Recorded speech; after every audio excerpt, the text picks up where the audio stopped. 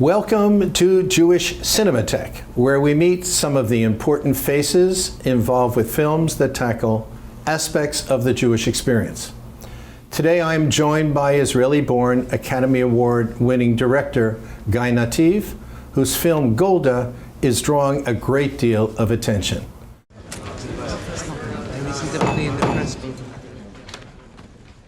Dado. At 10 a.m., we began mobilizing 120,000 troops, including 2 armored brigades. A few minutes ago, the Syrians began removing the camouflage netting from their guns. In the canal, the Egyptians are cutting channels through their sand barrier in preparation for crossing. When will the attack start? Towards sundown. This is our best information. It seems likely that we've been surprised. So how the hell did this happen? Zera, huh? We gave you $100 million for your damn eavesdropping system. And you promised us 72 hours notice in case of an attack. This is not a court of inquiry. And watch your language, please.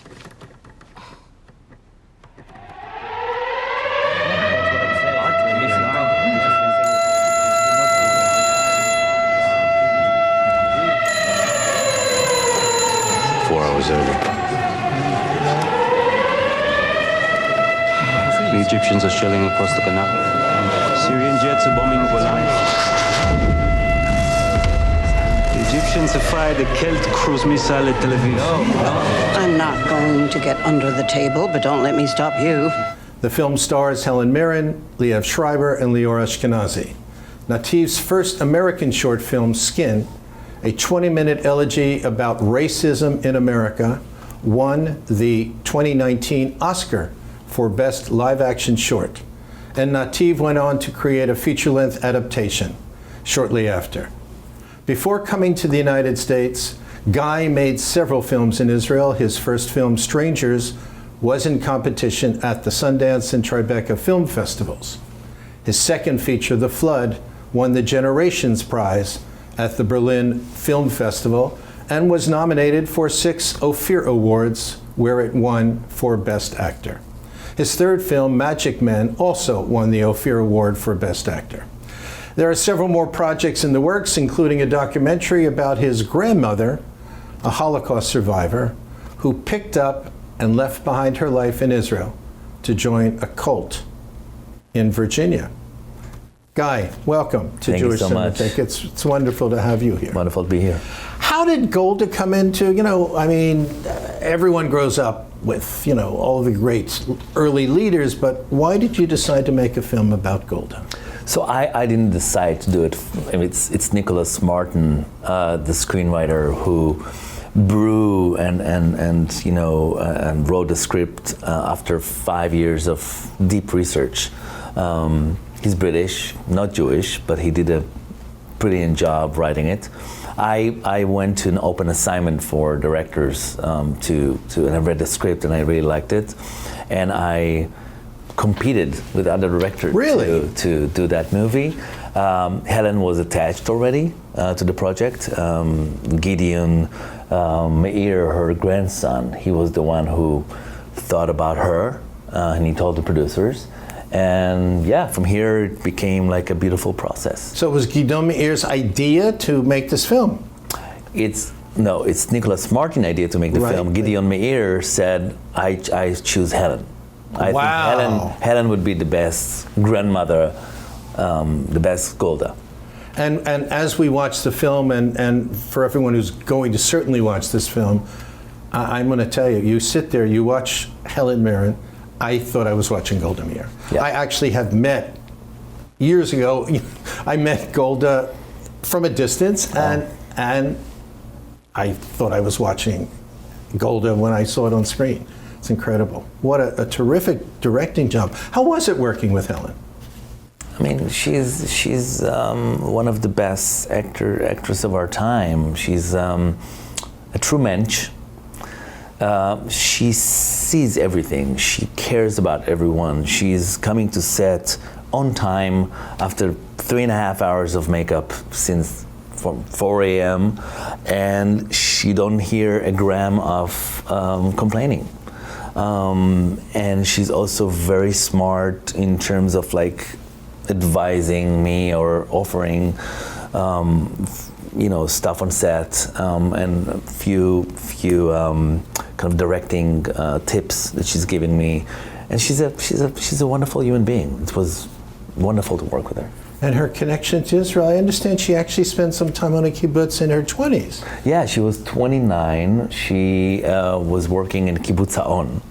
And picking as a volunteer. Yeah, as a volunteer. She volunteered and picking tomatoes, and and in 1967, after the Six-Day War, and she fell in love with a Jewish man and toured the country, hitchhiked from north to south, and slept on Tel Aviv beaches, and she was like a real sabra in a way. And what was it like? The film opened the Jerusalem Film Festival. What was it like, especially, I believe, right before the Screen Actors Guild strike went into effect? What was it like for her to be in Israel and for you to be with her in Israel? It was very, very powerful. I mean, to have Helen, Oliver Stone came, the Dardenne brothers, and we screened it in front of 6,000 people in the Sultan Pool, which is an amphitheater. It was very, right below the walls of Jerusalem. It's an incredible thing. Incredible, and the sirens of the police around us, kind of like mixed with the movie, with the sirens of the movie, and people were very emotional. It was a very emotional screening. Terrific. The reception in Israel. I mean, I've heard from Israelis that they actually had difficulty watching it, that the Yom Kippur War, especially those who served during the Yom Kippur War, still is very difficult to deal with, to watch, to see the raw footage that you had in there, which I think you just placed so well. What kind of reaction did you get from that generation?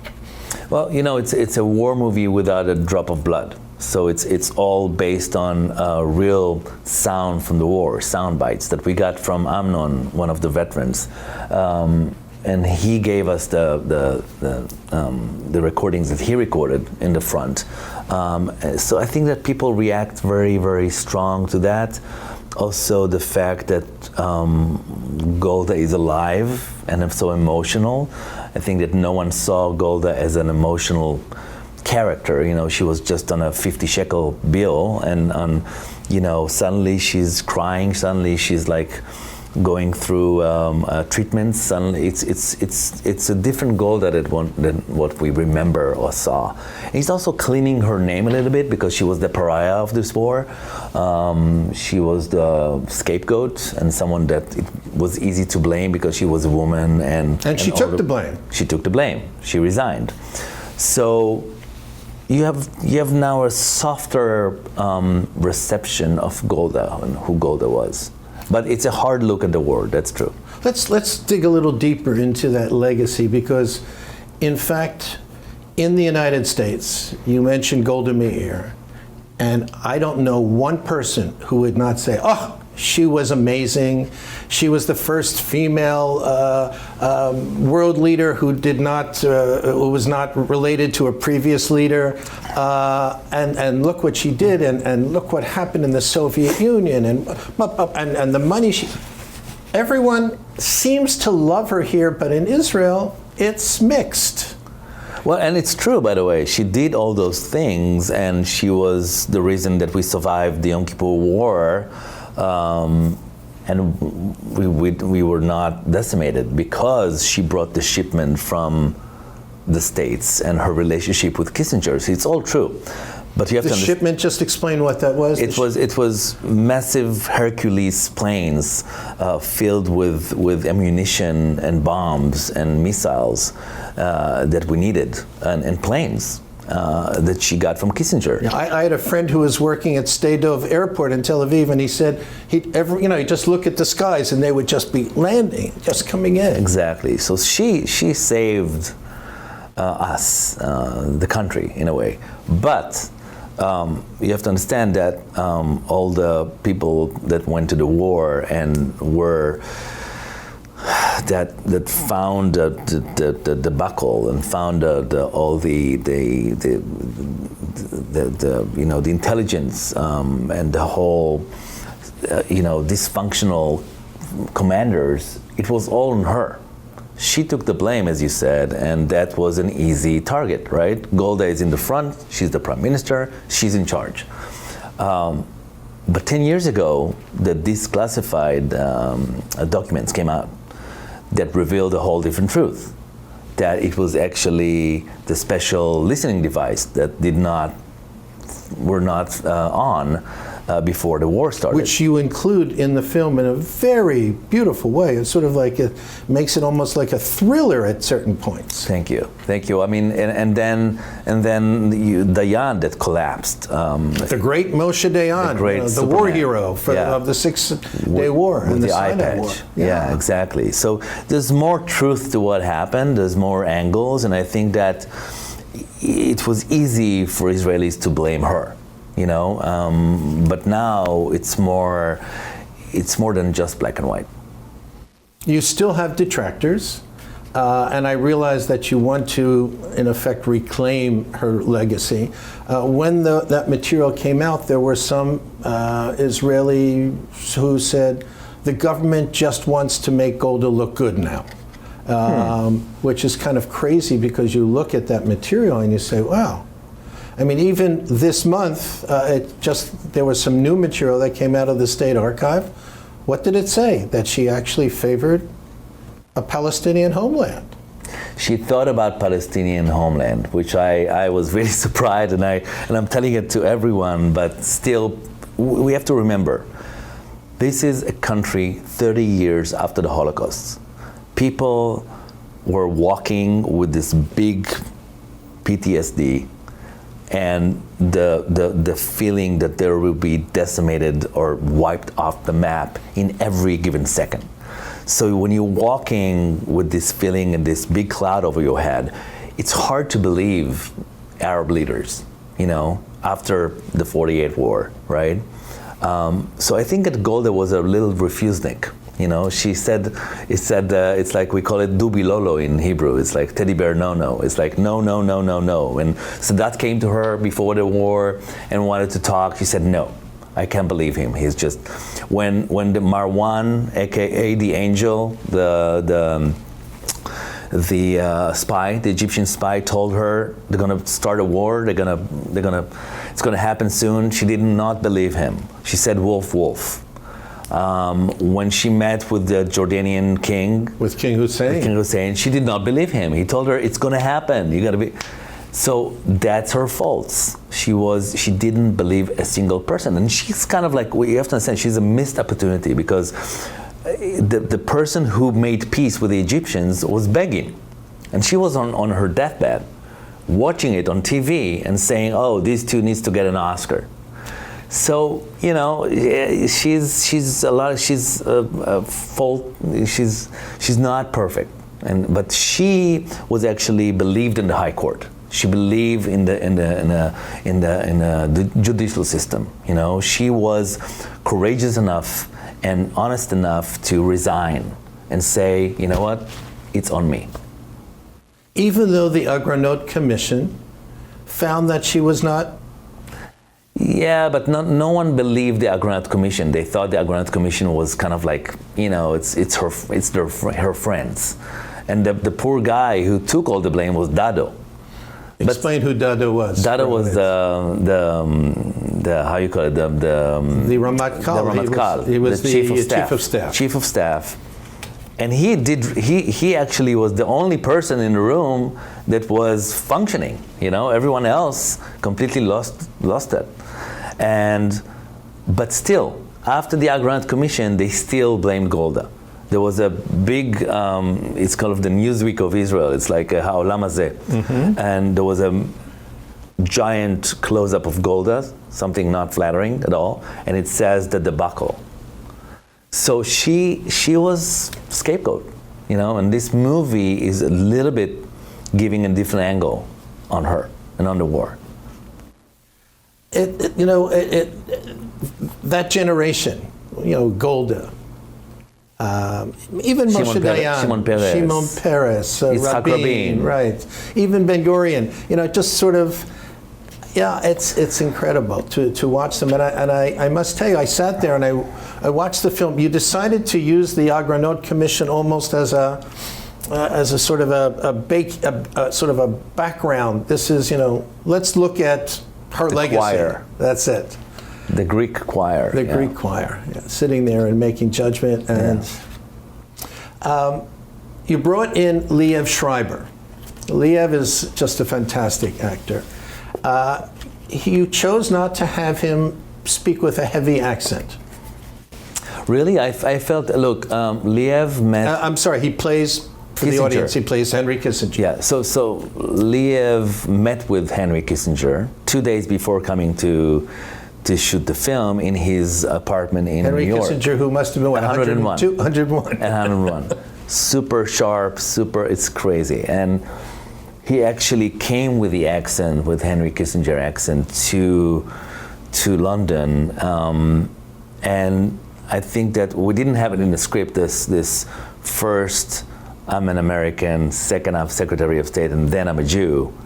In Israel, we read from right to left. So we didn't have that in the script. And I think that Liev, after talking to Kissinger, brought this dialogue into the script. And I think that he did a brilliant Kissinger with a slight accent, and I think he did it really well. He's terrific. And if I'm not mistaken, there was a young woman who played his secretary in the film. Whose secretary? Henry Kissinger's film. Yeah. Who was that? That was my wife's voice.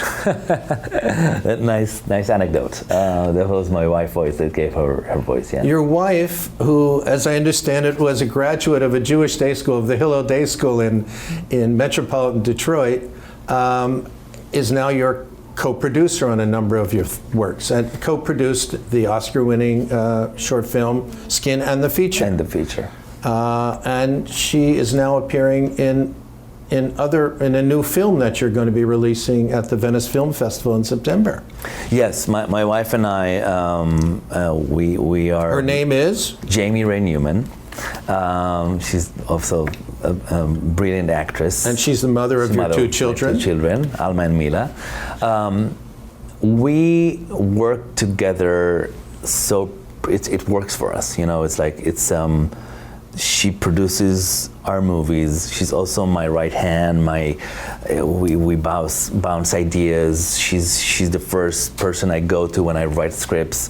She has brilliant mind in terms of, we have the same taste in films. She just became an Academy member too, and yeah, she's the motor behind everything. I'm just executing everything, but she's amazing, and I love working with her. And we are developing more movies. And our new movie is called Tatami.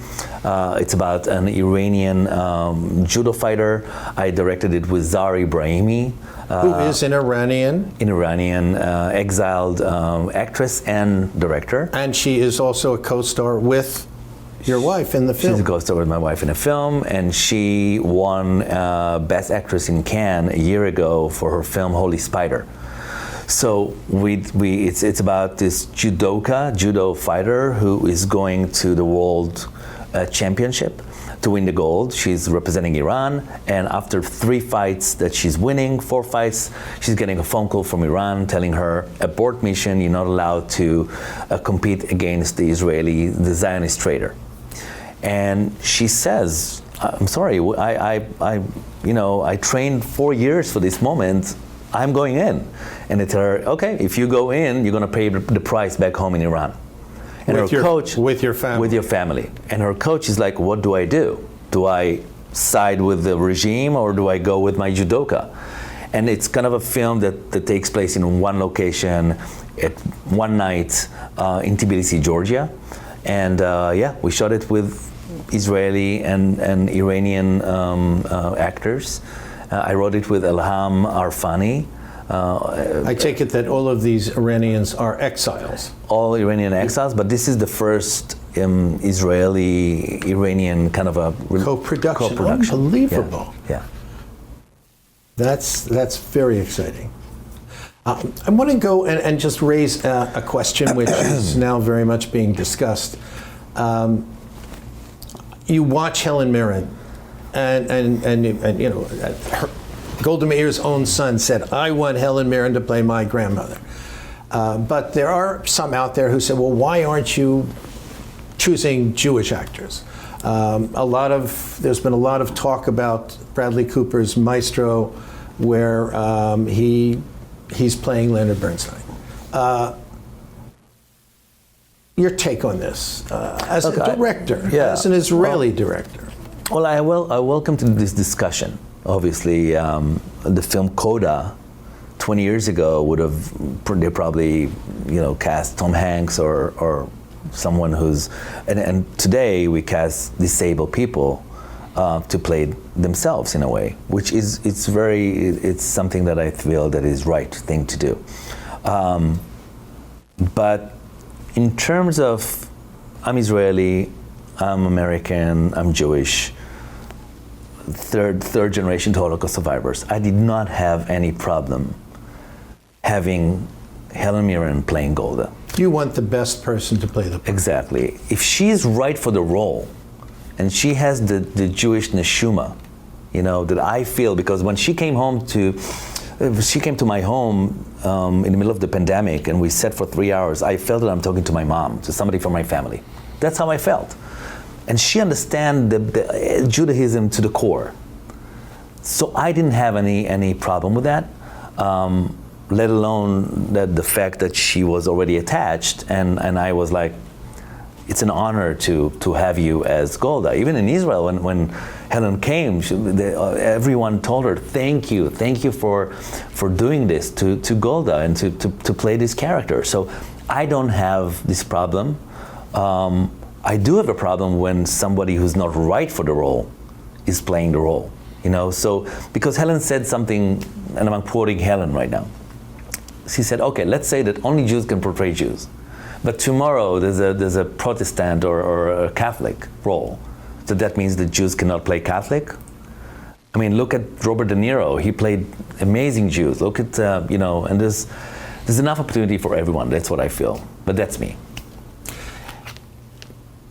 Terrific. I mean, that's great. Some Israelis are now saying, you've made 3 feature films in Israel.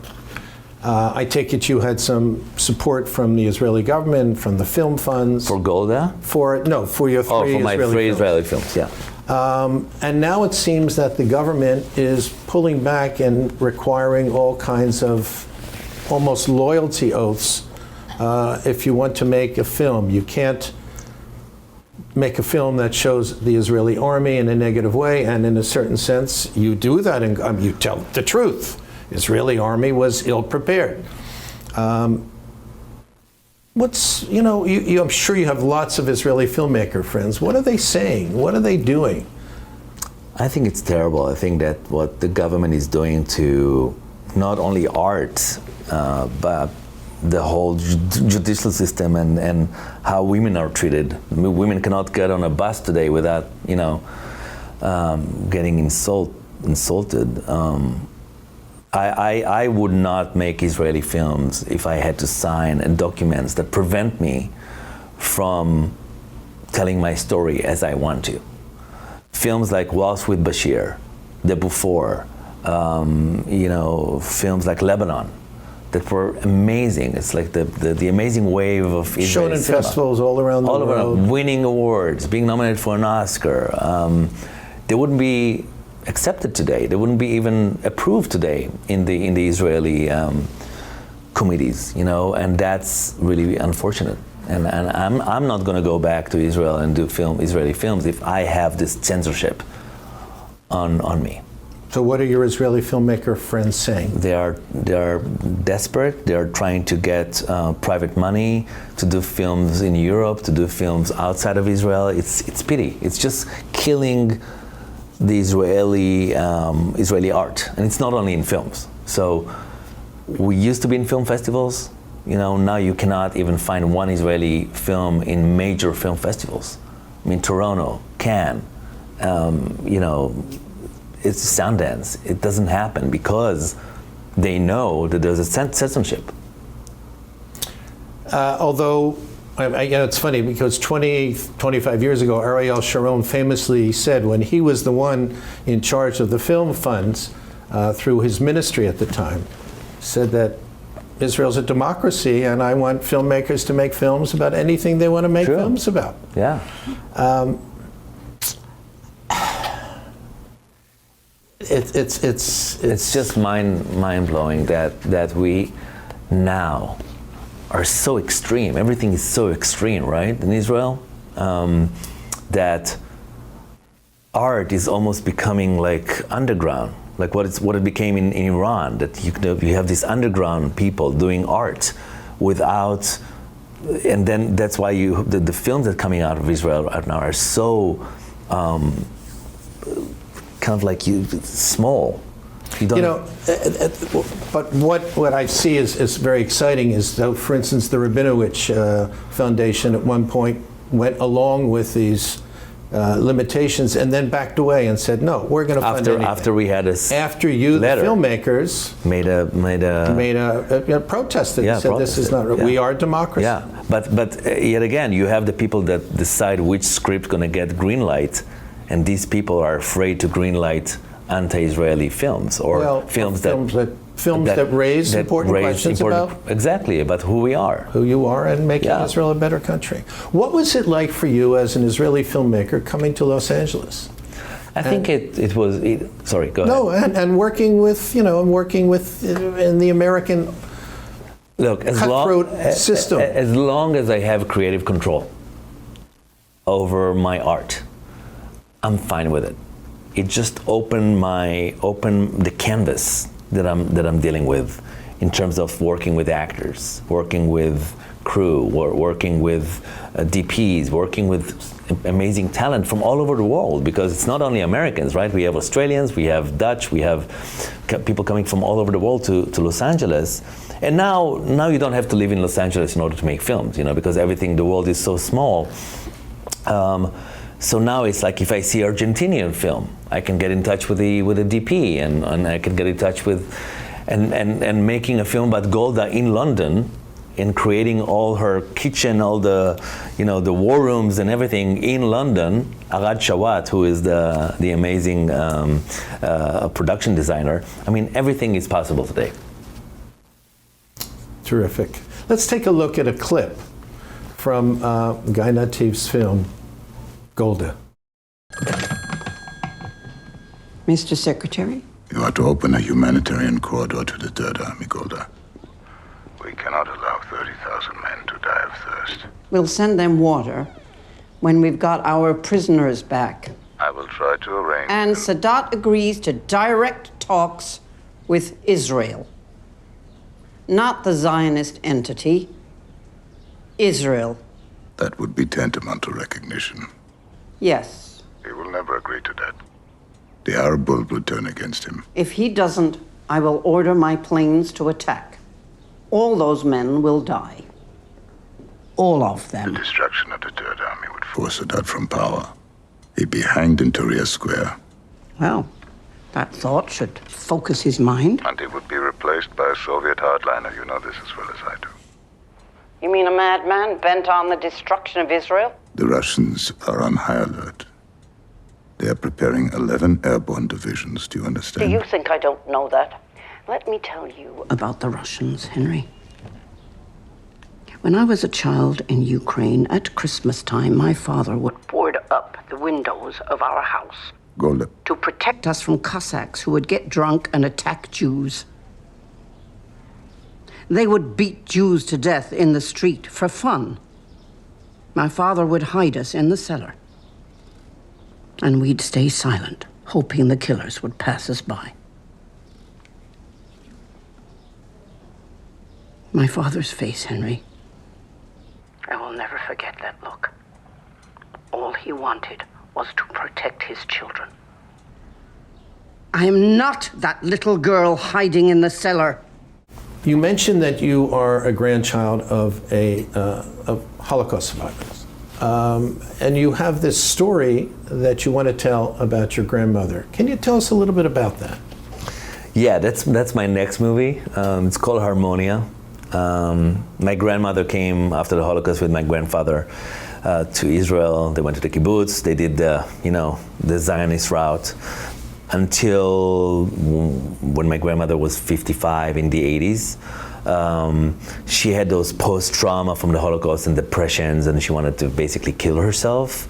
They tried everything, couple therapy, therapists, it didn't help. So she was getting all the necessary support that she could have had. Yes, but nobody knew what to do, and we were frustrated, and until her manicurist told her, listen, there's an amazing belly dancer, Yemenite belly dancer, who you need to meet. She will change your life. Her name is Lord, Noga Lord, and she went there. She went to meet her, and she was blown away by this gorgeous Sophia Loren-like woman in her 30s. And she told her, stick with me. We will dance, we will do fasting, we will do stuff that in the 80s looked like weird, but now it's like mainstream. And Grandma became happy again. Wow, it was a miracle. But what we didn't know is that slowly she moved to her apartment. She fell in love with her. She left my grandfather. She sent her all her reparation money from Germany. And she kind of became her right hand. And this woman, Lord, was a cult leader who had 48 women in the same age as my grandmother around her. So when the police started asking questions and investigating, and my family was like completely destroyed, this Lord took all the 48 women, including my grandmother, to Virginia in the middle of nowhere, in the woods, in a place called Yogaville, in Buckingham County, and bought a plantation and lived like a queen. Bought a plantation in part with your grandmother's money. Yeah, and other women. Right.